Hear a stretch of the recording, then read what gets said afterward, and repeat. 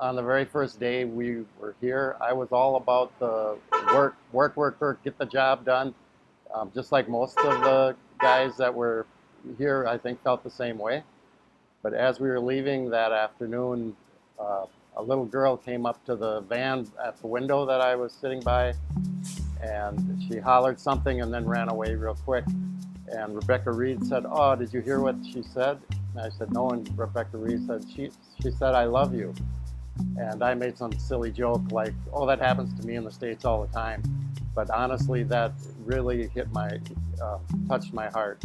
And after that, I decided that I would spend a little more time with the kids and not be like the work all the time, because it's not all about work. Spending time with the kids is very rewarding. I just felt the heart for the woman that was in charge of the orphanage, and her name was Madame Jeanette. And she just, I just thought she had a big load to carry. She's got 75 kids there all at once. So I just really wanted the opportunity, and I got that through an interpreter that worked with us. His name was Max, who was awesome also. But he just interpreted for me, and I got to just tell her that we were praying for her and we would continue to do that. And I just got to pray with her and for her, just that God would give her strength and just the endurance to just keep on doing what she's doing, and that she's just got that burden for those kids and how hard that job is, and that I wanted her to know that we cared about her and loved her and would continue to hold her up in prayer as well. Yeah, I worked with Albert. He was one of the concrete mixer guys. Lacrete he used to call out.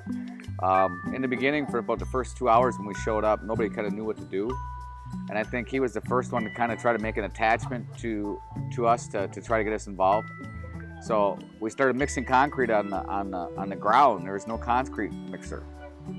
So as Albert and I started to do that for most of the day and poured a lot of that concrete with the team, which was awesome, that relationship over the next couple of days really grew.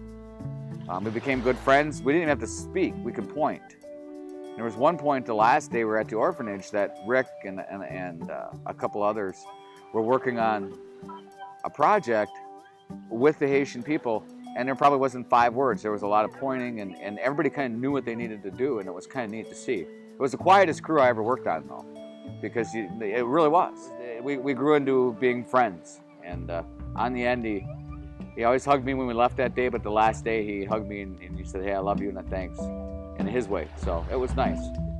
On the first day, I brought some juggling stuff so that I could juggle for the kids and just show them all that I was doing.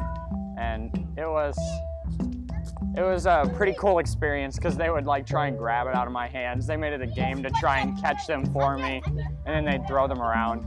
So it was pretty cool to show them that and have fun with them juggling. It's just the people here are so nice.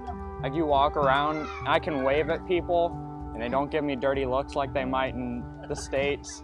They're super nice with being able to talk to them, or sort of talking to them. Like, even though I might not be able to speak with them, that I can still communicate with them through playing charades or speaking a mixture of different languages. The people here are just amazing at how hard they work and how they're able to survive, even though we might see it as a very low, they would be very low class in the US, but it's just amazing to see how they're able to survive, and it's cool to experience that with them. Yeah, I definitely did gain some friends.